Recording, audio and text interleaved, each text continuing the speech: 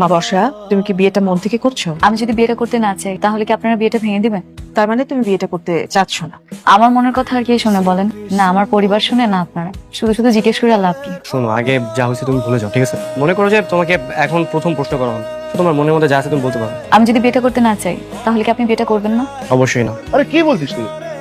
সবাইকে বলা হয়েছে। বাবা দেখো, আসলে বিয়েটা তো শুধু আমার জীবনের সাথে জড়িত না, বিয়েটা বর্ষার জীবনের সাথে জড়িত। তাছাড়া শুধু আমার দিকে তাকিয়ে তো বিয়েটা করে লাভ নেই, ওর কথা তো ভাবতে হবে।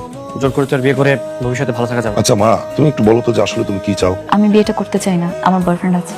তুমি কাঠ চাপানোর আগে বলতে পারলে না এই কথাটা? ভেবেছিলাম গোপন করব, কিন্তু এমন একটা পর্যায়ে চলে এসেছি, এখন আর গোপন করে কোনো লাভ নেই। এখন আপনারাই বলেন আমার কি করার আছে? ঠিক আছে, কোনো সমস্যা নেই, তোমার বিয়ে করতে হবে না। সত্যি বিয়েটা হবে না? হ্যাঁ সত্যি। Thank you so much. আপনারা ভালো থাকবেন, আসি। বর্ষা, জি, কিছু বলবে? না, পাথরটাকে যদি কাপের মধ্যে ফেলতে পারি তাহলে বর্ষা ফিরে আসবে, আর না পড়লে বর্ষার কখনোই আসবে না। দেখলেন কত সুন্দর করে আমি কাপড়ের ভিতরে পাথরটা ফেলে দিলাম? তুমি এইখানে? ঘুরতে এসেছি। তোমার বয়ফ্রেন্ড অ্যালেক্স কেমন আছে? ভালো, বিন্দাস। আচ্ছা, আমি কি ওর ছবি দেখতে পারি? হ্যাঁ শিওর। ও অ্যালেক্স?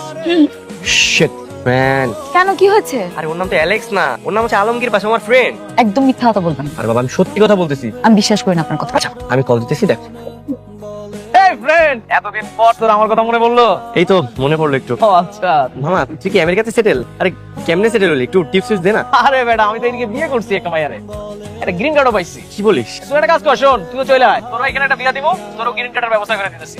না মামা, আসলে আমি দেশি বিয়ে করতে চাই, বুঝছিস? আরে সেইটাও হইব, শোন, আমি তো দেশে মনে কর 4-5টারে পড়ে রাখছি, দেশে নিরা যেটা ভালো লাগবে ওইটারে বিয়ে করে ফেলবো। চুপিক কথাকার, তুই ইচ্ছে করে এরকম করছিস না? বিদেশে বউ রেখে এসে আমার সাথে দিনের পর দিন প্রেম করছিস। শয় কিছু হবে। মন খারাপ করো না বাপ, যা হওয়ার তো হয়ে গেছে, তাই না? আপনি না থাকলে যে আমার কি হতো? আজকে যদি না থাকতাম তাহলে তোমার অঙ্কটাই হয়তো ওলট পালট হয়ে যেত। আই সরি, শুধুমাত্র অ্যালেক্সের জন্য আমি আপনার সাথে কত খারাপ ব্যবহার করেছি। It's okay, it's okay. আপনাকে থ্যাংক ইউ।